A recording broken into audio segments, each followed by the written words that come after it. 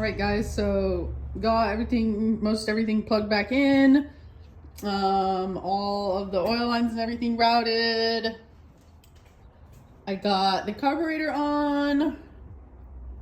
Tensioned the belt.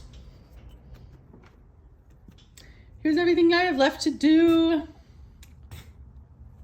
Next thing is, well, I gotta get find new breather bolts. Lovely.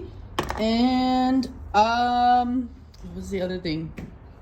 Oh yeah, spark plugs go on next. Spark plugs and intake next. So yeah, getting there. I think I'll be done by Friday. That's my goal now. Friday, and today is Wednesday, so that's 2 days.